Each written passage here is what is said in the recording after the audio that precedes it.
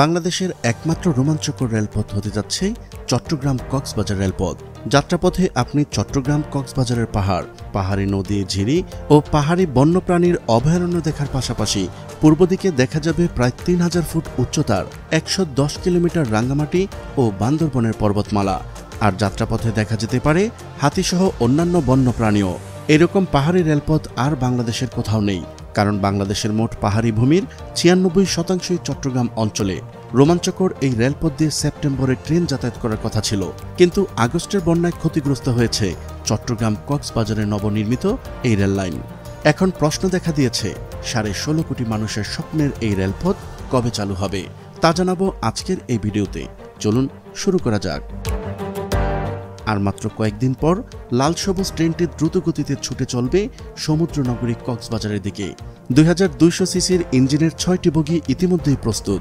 ১০০ kilometre রেললাইনের মধ্যে ইতিমধ্যে ৯৫ কিলোমিটারের কাজ শেষ হয়েছে।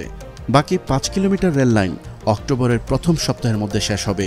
আগামী অক্টোবরের মাঝখানে পটিয়া রেল স্টেশন থেকে প্রথম ট্রায়াল রানের উদ্বোধন করা হবে। এরপর উদ্বোধনের মধ্য দিয়ে ট্রেন চলাচল শুরু করবে। ২০১১ সালের ৩ এপ্রিল ২০০০ রামু কক্সবাজার ও রামু ঘুমদুম পর্যন্ত রেলপথ নির্মাণ কাজের ভিত্তিপ্রস্তর স্থাপন করেন প্রধানমন্ত্রী শেখ হাসিনা। ১৮,০০০ কোটি টাকার এই প্রকল্পে ৩৯টি ব্রিজ ও আন্ডারপাস সহ ২৫১টি কালভার্ট নির্মাণ সম্পন্ন হয়েছে। এখন চলছে পাথর বসানোর কাজ। ১,৮২,০০০ বর্গফুট জায়গা জুড়ে ঝিনুকের আদলে তৈরি ৬ তলা বিশিষ্ট স্টেশন ভবনটির কাজও প্রায় ৮৯% শেষ। সাতকানিয়া অংশে বন্যায় ক্ষতিগ্রস্ত রেললাইন এর মধ্যে পুরোপুরি সংস্কার করা হয়েছে। রেল প্রকল্পটি চালু হলেই রাজধানী ঢাকার সাথে দক্ষিণ চট্টগ্রাম তথা সীমান্ত জেলা কক্সবাজারের মানুষের যোগাযোগ খাতে উন্নয়ন হবে। কম সময় ও খরচে কৃষিপণ্য, মাছ, লবণ সহ স্থানীয় পণ্য পরিবহন করা যাবে এই রেলের মাধ্যমে। কক্সবাজার সহ সামগ্রিক অর্থনীতিতে বৈপ্লবিক পরিবর্তন আসবে। প্রিয় দর্শক, আজ এ পর্যন্তই। শুরু থেকে শেষ পর্যন্ত চেষ্টা করেছি চট্টগ্রাম কক্সবাজার রেলপথের সঠিক তথ্য উপস্থাপন করতে।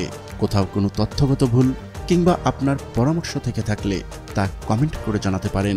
নিশ্চয়ই আবারও দেখা হবে নতুন কোনো বিষয় নিয়ে। ততদিন পর্যন্ত ভালো থাকুন, সুস্থ থাকুন। আল্লাহ হাফেজ।